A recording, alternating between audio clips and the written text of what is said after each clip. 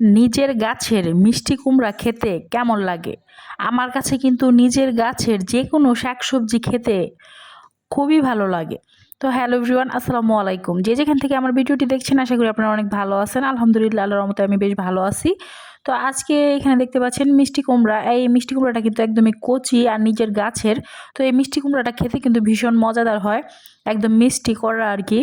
তো এই মিষ্টি কুমড়াটা দিয়ে আজকে আমি এখানে দেখতে পাচ্ছেন তেলাপিয়া মাছ নিয়ে নিয়েছি। তেলাপিয়া মাছ একটু ঝোল করে রান্না করব। আমার কাছে খুবই ভালো লাগে মিষ্টি কুমড়া দিয়ে মাছ রান্না করলে। তো সেই জন্য কিন্তু খুব ভালোভাবে মিষ্টি কুমড়াটা কেটে নিয়েছি, মাছটা ভালোভাবে ধুয়ে নিয়েছি। এখানে কিন্তু আমি পেঁয়াজ হালকা করে ভেজে তারপরে অল্প একটু আদা জিরার পেস্ট দিয়ে এখানে হলুদের গুঁড়া, মরিচের গুঁড়া, পরিমাণ মতো লবণ সব কিছু দিয়ে মশলাটাকে খুব ভালোভাবে কষিয়ে নিয়েছি। কষানো হয়ে গেলে কিন্তু মাছটাকে দিয়ে দিলাম। এখন মাছটাকেও খুব ভালোভাবে কষিয়ে নেব। তো ৫ থেকে ১০ মিনিট সময় নিয়ে মাছটাকে কষাবো, যায় তো খুব সুন্দরভাবে মাছটা কষে যায়। তো আজকে আমি মাছ ভেজে রান্না করব না, কষিয়ে রান্না করব। এক এক সময় এক এক রকম রান্না মানে করতেই ভালো লাগে আমার, কেন জানি। তো রান্না কিন্তু একটা আর্ট আমি মনে করি।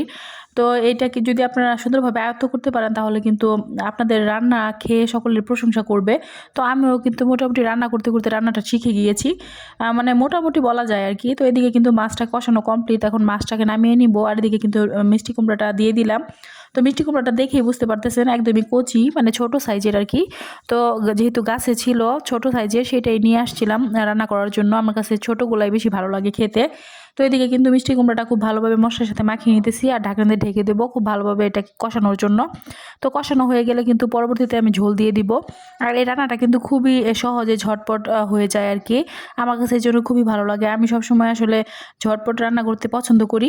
তো এখানে দেখতে পাচ্ছেন মাছটাকে আমি নামিয়ে নিয়েছিলাম। আর এদিকে কিন্তু মিষ্টি কুমড়াটা খুব ভালোভাবে কষিয়ে মানে কষানো হয়ে গিয়েছে, একদম কিন্তু সিদ্ধ হয়ে গিয়েছে। যেহেতু একদমই কচি জিনিস কিন্তু খেলেও ভালো লাগে আর হচ্ছে মানে মুখে দেওয়ার সাথে সাথে কিন্তু একদম মিলিয়ে যায়। আর এটাও কিন্তু দেখেন খুব অল্প টাইমের মধ্যে সিদ্ধ হয়ে গিয়েছে। তো এখন অল্প একটু পানি দিয়ে দিব, মানে ঝোলের পানি আর কি, দিয়ে এখন ঢাকনা দিয়ে ঢেকে দেব।